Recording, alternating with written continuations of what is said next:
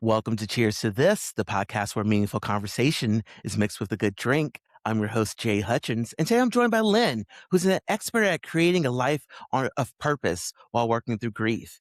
We welcome you to pour yourself a glass and join the conversation. Hi, Lynn. How's it going? Hi, Jay. So excited that you're here today. Before we get going, I have a very important question for you. What's in your glass? Root beer? Ooh, good choice. Love a good root beer. Well, Lynn, do you happen to have a cheers for us I today? do. I do. I have cheers for this wonderful man, Jay Hutchins, and what he does. And that smile of his just lights up my day. So cheers to you, Jay. Well, cheers.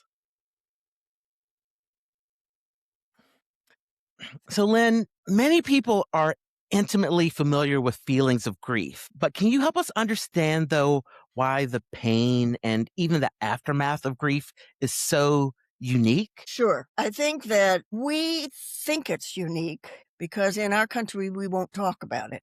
We have a Mm, major taboo around talking about grief, death.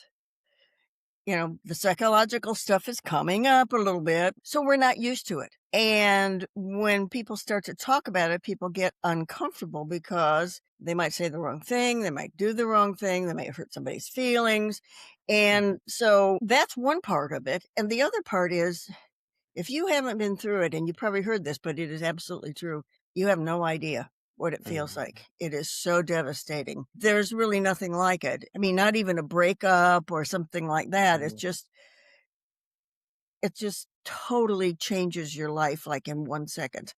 And I think that's what the thing is. And so I have kind of two prongs to what I do. One is to help educate people. This is Mhm. how you work with someone who needs you while they're in grief. Love that. And these are the things you do, and these are the things you don't do, and say and don't say, that sort of thing. And then, of course, working with a person who is coming out of the emotional aspects Mhm. and beginning to think, gee, I don't want to stay here. There's got to be something better out there. And so they're beginning to work on, okay, what's next for me? Love this two-pronged approach, and I wanna talk about both prongs of it, but Sure, before we do, I do wanna level set on one more thing really quickly. sure. What do we as a society tend to actually get wrong the most about grief? Oh, not talking about it, just, Mm, refusing to acknowledge it. And I've just done a series on LinkedIn about different cultures, what Americans have to learn from different cultures on how they handle grief. And it's fascinating. There are a few of us that are like we are and just don't want to deal with it. But then mhm. there's some that celebrate and, celebrate life and they bring family together for extended periods, all sorts of things that would be very helpful to us. Oh, yeah. I can definitely see that because that silence that we incorporate into our grieving process, I'm guessing it can't be the healthiest approach most of the time for us. No. And the loneliness. We don't heal alone. Mhm. We need to be with other people who know what's going on and have empathy, understands. Yeah. Speaking of the loneliness, I know although grief can feel like a lonely journey, we're usually navigating it while still having to kind of interact with other people. When we encounter someone that's processing grief, what are some things that we should probably be aware of when engaging with the person that's processing their grief? I think the most important thing is to just be there for them. Whether you go to their house and sit, don't worry about anybody talking. Whether you pick up the phone and say, hey, I'm thinking about you today. Just want you to know I'm here. Love you. Talk to you in another couple of days. Just that keeping a human connection going is Mhm. huge. And I think that's where we fall down so much is that we think we have to do something. We're Americans. We fix things. Mhm. Mhm. Well, these people are not broken, so don't even try to fix them. That's not gonna help at all. Right. And in our inability to deal with it, in our willingness, our kind of push to fix things, we start telling them what to do. We start saying things that are incredibly hurtful, not on purpose. We don't mean to hurt somebody, but we've heard people say these things, so it just comes out of our mouths, and we have no idea what that's how that is being interpreted. So part of that prong, I think, as difficult as it is, people in grief need to teach their family and friends how to work with them, how to be Oh. with them. So that's really an important thing. I have to laugh at this. I must have gotten 15 13 by 9 pans of lasagna Oh, for me. that's what grief lasagna?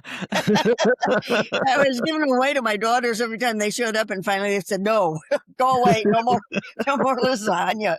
And that's just people trying to be helpful, but Mhm, think one person, they don't really want to eat. mm, They maybe graze a little bit. They don't want to mhm, cook. They don't want to mm, have to prepare things. Just do something small. And if you want to give them a two, put one in the freezer, perfectly all right. But it's one person. mhm, And, so maybe some crackers and cheese, maybe mhm, a small bowl of fruit, something they can just graze on. They're not worried about eating properly. They can barely get anything down. They're so emotional. So it's really important for us to understand that. And I mean, I've even heard of people who deliver grief groceries. And it's just a small bag of groceries that are mhm. easy to deal with right now. And, it might be a fruit tray, who knows? But those are very thoughtful things to do. And you don't ask them because they don't know. Don't say, "What can I do for you?" They don't know. They don't know what's gonna make them feel better. They're so miserable. So, the thing is, be there, be supportive, be loving, and don't tell them, "Oh, aren't you over this yet? Oof. Oh, he's in a better place." No, I want him here, you know? Right. Yeah. Even the best Christians are gonna say that, "I want him here. I don't want him anyplace else." So, Mhm, don't just say something. mhm. Say things like, "I'm here for you. I know this is difficult. Anytime you wanna talk, I am here. You don't have to talk either. I'm still here." That's a bit ironic. We talked a bit earlier about the fact that as a culture, we're silent about grief itself. But then when we're actually with someone that's grieving, we suddenly have a problem with silence. So it's But we quite do ironic. anyway. We do Yeah. anyway. If you say something and you don't say anything else, the other person's gonna eventually jump in. So, that's that's what we do. A lot of people on the outside definitely can offer support, but much of the work of processing grief is really deeply personal. I mean, Yes. how do you even begin to do that work if you're at the beginning of experiencing a loss? I think that you need to understand that you can't. Mm, Your brain is such that it has to reacclimate itself to the new conditions. So think of it like this. If you get up in the middle of the night and need to go to the bathroom, chances are you don't need a light. You know where everything is. Your brain has mapped that. Well, mhm, your brain has mapped your life. So when somebody's missing, it's going, whoa, whoa, whoa, whoa, what's going on here? Something needs to be here and it's not here. And so it takes it a while to remap. And then the interesting thing about grief is it has to remap and remap and remap as you go through the various things that you go through. So it's very confusing to your brain. And those stages they talk about, I mhm, don't go for that. I mean, those things happen, but mhm, it's not linear. So I might be this one day and this one the next day and two different ones the next day. And it's not linear. So and that's what makes it also confusing to your brain as well as to you because mhm, why am I still crying all the time? Why was I able to laugh at that? mhm. You're just really I like to think of it like you're in a hot air balloon not tethered to anything. Oh, wow. Yeah, I can Yeah, picture there's that. there's just no stability. Yeah. So I know somebody's probably listening to this that's experiencing grief, and they're probably upset at what you just said. You know, Probably. the brain has to remap, and the phases of grief, they aren't linear, and you just have to go through it. Why can't they just rush through it? Your brain is trying to protect you. That's part of its job. Mhm, And it will not let you do things that it feels will hurt you, and sometimes that's good and sometimes that's bad, but in this process, I think one of the central things people need to understand is that you lose your identity. This morning I was a wife. This afternoon I'm not.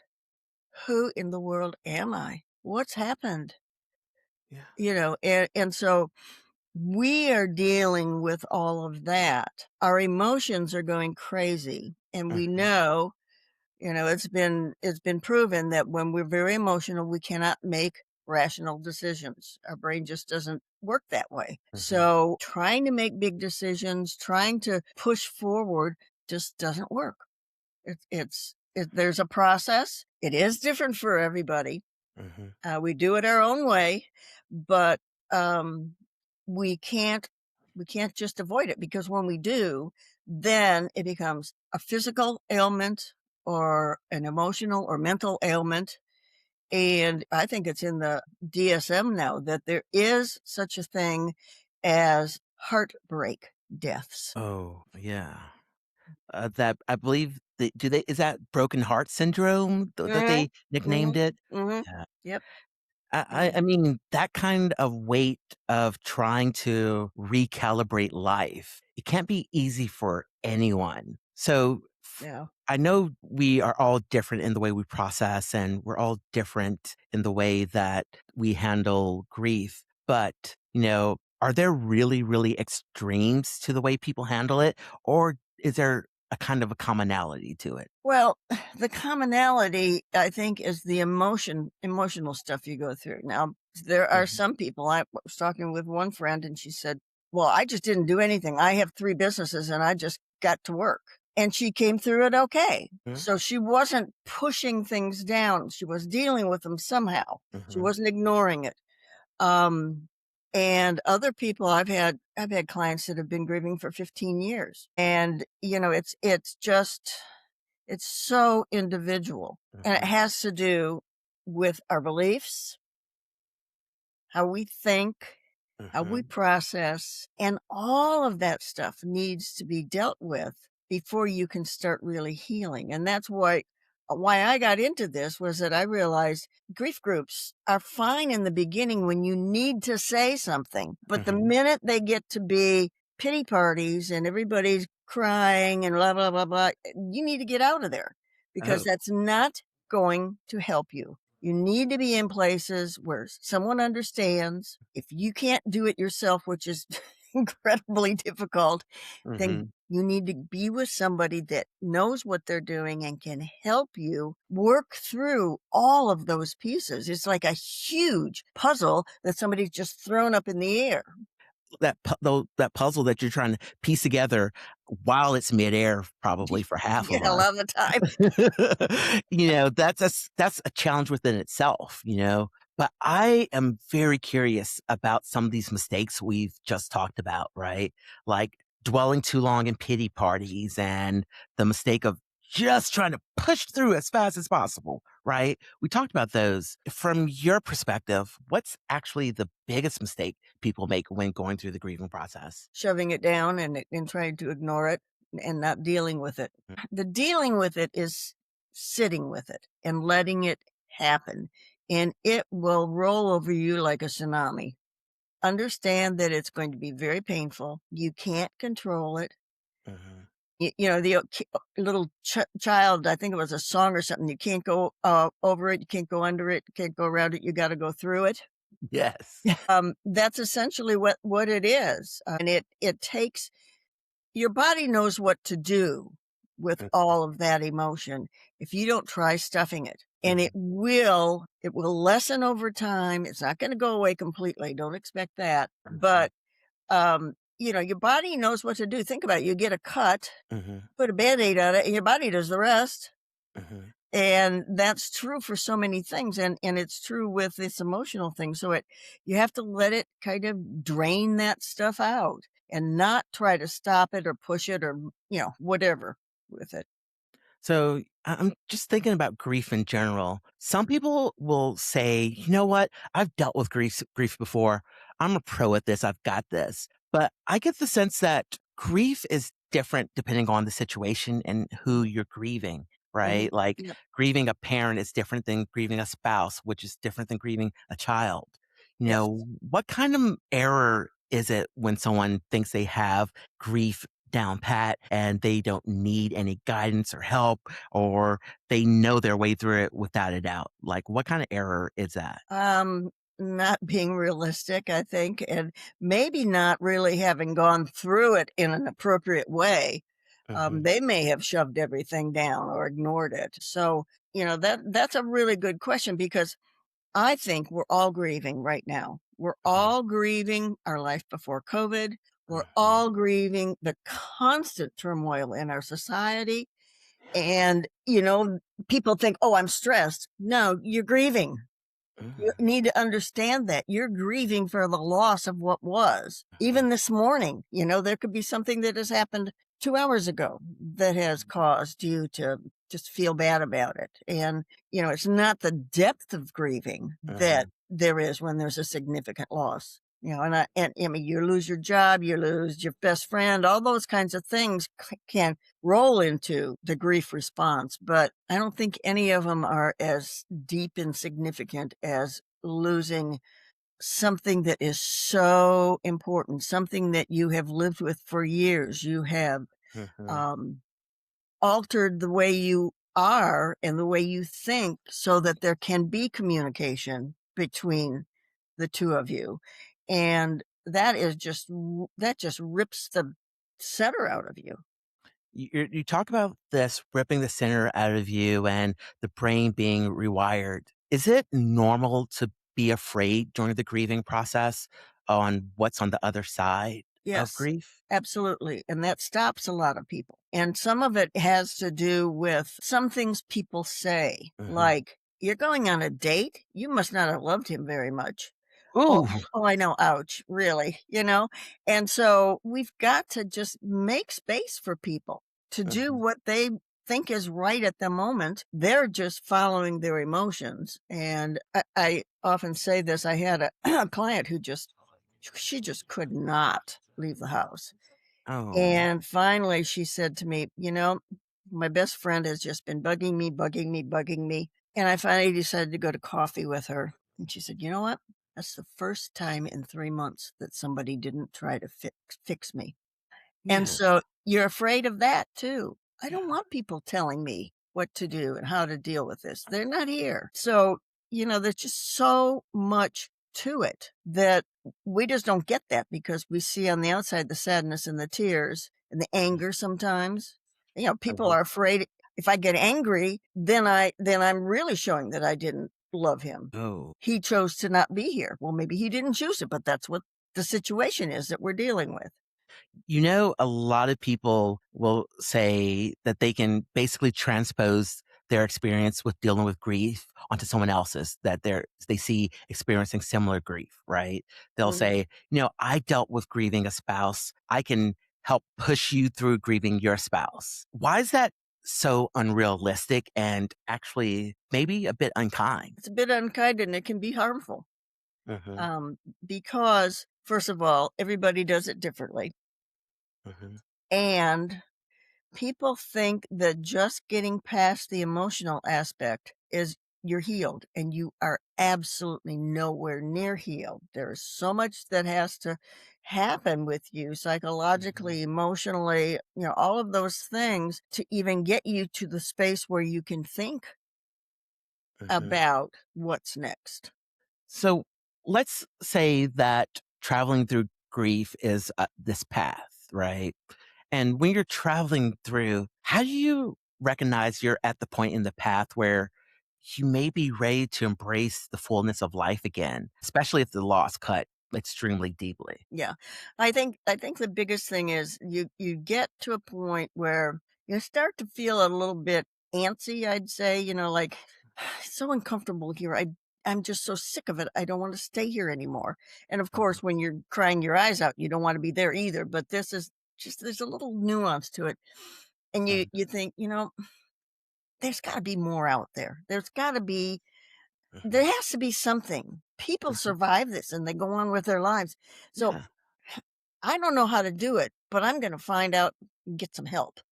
Oh, asking for help is powerful and a challenge for Difficult. a lot of Americans.